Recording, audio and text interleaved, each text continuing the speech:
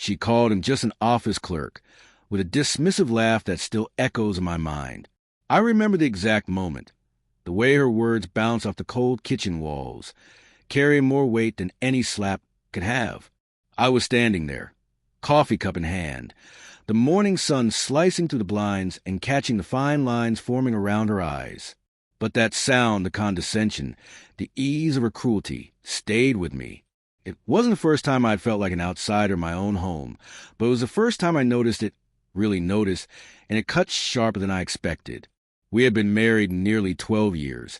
12 years that had begun with laughter spilling over our first apartment. The smell of cheap takeout mingling with the thrill of new love. I thought we were partners, that we were building something unshakable. But standing there that morning, watching her adjust her scarf before rushing out the door, I realized that I didn't know her at all. "You really think he's worth it?" she said, shaking her head as she brushed past me. "I mean, he's just an office clerk." I froze mid-sip, the bitter coffee burning the back of my throat. My instincts told me to respond, to defend him, whoever he was in her life. But her casual tone, the nonchalant glance over her shoulder, suggested this wasn't a question. It was a statement of fact. And I was the only one standing there, dumbfounded, holding the residue of a life I thought I understood. Days passed, and I tried to ignore it.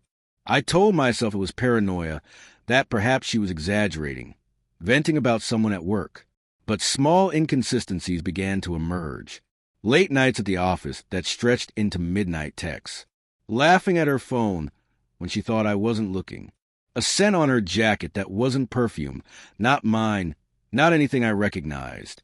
I began noticing her in the spaces between her words, the subtle glances at her screen, the nervous twitch in her hand when she thought I was asleep. I wanted to believe she was just exhausted. That work stress could make anyone behave oddly. But then came the weekend when she needed space to visit a friend, a vague excuse that left me pacing the living room, running my hands over the worn sofa cushions and listening to hum of the refrigerator like it held secrets.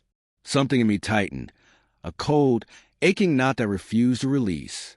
It was a Thursday afternoon when the letter arrived. I don't know why I didn't open it immediately, why I set it aside on the counter, while my stomach churned in quiet anticipation. There was something about the envelope, plain, unassuming, addressed in her handwriting, that made my chest pound like it might give away my pulse. Hours later, I unfolded it, my fingers trembling, and read the words that would unravel everything I thought I knew. Her betrayal wasn't clever or hidden. Not really. It was written with a careless honesty that made it all the more painful. The names, the meetings, the laughter she had shared with him behind my back. And through the ink, I could almost hear her voice, hear the dismissive chuckle that had haunted me since that morning. I confronted her that night, in the living room that had once felt like the heart of our home. "Why?" I asked, my voice breaking in places I didn't know could crack. "Why him?" She didn't look surprised, only tired. Her eyes, one so warm, seemed distant, almost rehearsed. "I didn't mean for it to hurt you," she said. But there was no heat behind the words, no urgency. It was like someone explaining a mundane fact rather than admitting to betrayal that could destroy a person. "You call him just an office clerk," I said, my voice rising. "And yet you've been sneaking around, sharing pieces of yourself that were mine." My hands shook, grabbing at the edge of the coffee table, like it could anchor me to reality. She sighed, finally dropping her gaze. "He's more than that to me," she admitted, almost too quietly. "I didn't plan it. I didn't plan you finding out like this."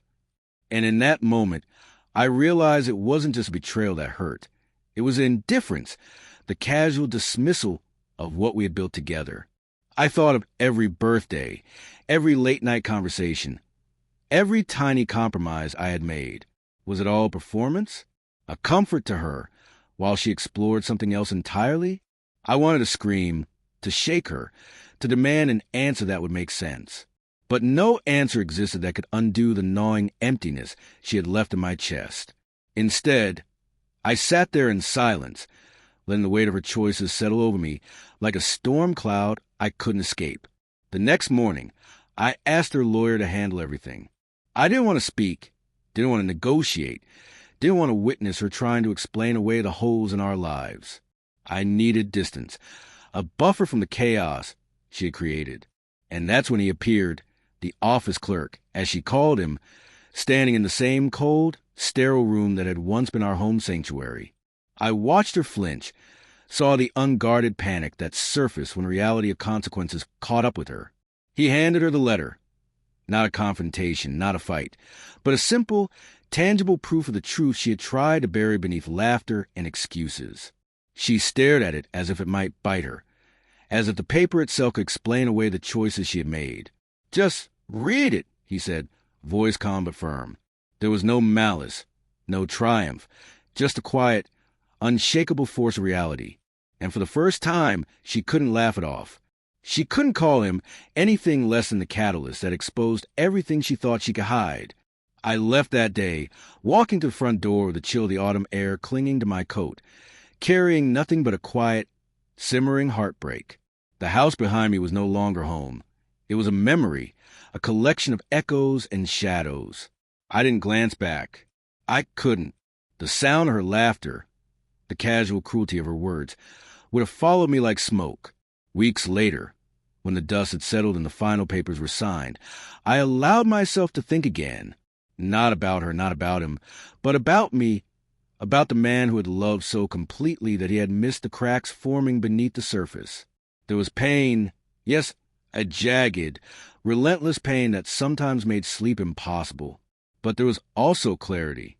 I had survived the betrayal. I had recognized it, confronted it, and walked away. That alone felt like a kind of redemption. And sometimes, late at night, I replay that moment when he handed her the letter. Not out of spite, not out of anger, but because it marked the point of truth, a point where illusions were stripped away, where the fantasy of security collapsed under the weight of reality. It was devastating, yes, but it was also necessary. I don't know if she ever fully grasped what she lost, or if he ever realized the role he played in breaking apart a life. It doesn't matter. What matters is that I emerged from the wreckage, carrying the truth instead of lies, the pain instead of the ignorance. And somewhere along the way, I began to feel the faint stirrings of something fragile and tentative, the possibility of healing, and the courage to trust again, cautiously, carefully, in a world that had shown me both its cruelty and its clarity. She called him just an office clerk, and for a fleeting, devastating moment, I had wished I were invisible, that I could disappear alongside her illusions. But when the letter was handed over, when the truth landed in her hands, I realized something I had not expected. Freedom, bitter and necessary, tasted like the sharp air of autumn, cleansing and cold and entirely mine.